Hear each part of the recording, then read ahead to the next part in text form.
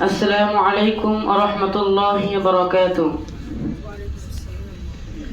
الحمد لله رب العالمين، والصلاة والسلام على سيدنا محمد وعلى آله وأصحابه أجمعين. أما بعد، فإن العلم نور من إلهي، وبه يعرف العبد ربه الكريم، وبه ترتفع الدرجات، وبالعلم تصلح كل الأعمال. قال الله تعالى: يرفع الله الذين آمنوا منكم والذين أوتوا العلم درجات، والله بما تعملون خبير. وقال رسول الله صلى الله عليه وسلم: من يرد الله به خيرا يفقهه في الدين، أو كما قال النبي صلى الله عليه وسلم.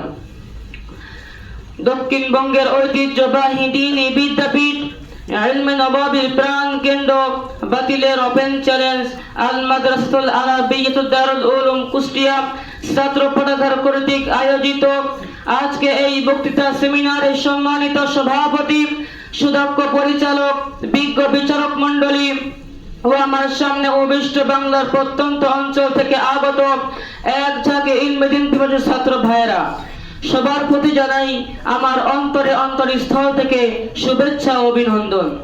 সম্মানিত উপস্থিতি, আজ আমার বক্তৃতার বিষয়বস্তু হলো ইলমের গুরুত্ব ও তার ফজিলত। তো এখন আমি উক্ত বিষয়ের উপর কিঞ্চিত ওয়ালাবাদ করার বয়স চালাবো ইনশাআল্লাহ। প্রিয় সহপাঠীরা, ইলম মানে শুধু বইয়ের পড়াশোনা নয়। ইলম হলো এমন আলো যা দ্বারা মানুষ তার সৃষ্টিকর্তাকে চিনতে পারে এবং নিজের জীবনকে সঠিকভাবে পরিচালনা করতে পারে। বাতি ছাড়া যেমন অন্ধকারে চলে যায় না, ঠিক তেমনি ভাবে ইলম ছাড়া দুনিয়াতে ও আখিরাতের পথ খুঁজে পাওয়া যায় না। সম্মানিত হাজিরিন, আল্লাহ তাআলা কুরআনে বলেন: يرفع الله الذين آمنوا منكم والذين أوتوا العلم درجات والله بما تعملون خبير। তোমাদের মধ্যে যারা ঈমান এনেছে এবং যাদেরকে ইলম দান করা হয়েছে, আল্লাহ তাদের মর্যাদা বহু স্তরে উন্নত করে দেন। বলুন সুবহানাল্লাহ। রাসূল কারীম সাল্লাল্লাহু আলাইহি ওয়াসাল্লাম ইরশাদ করেন: মান ইউরিদিল্লাহু বিহি খায়রান ইউফাক্কিহু ফিদ-দ্বীন। আল্লাহ যার কল্যাণ চান তাকে গভীর ইলম দান করেন। প্রিয় উপস্থিতি, আজ সমাজে ফিতনা, বিভ্রান্তি, নৈতিক ও চারিত্রিক অবক্ষয়ের কারণ হলো সহিহ ইলমের চর্চা না থাকা।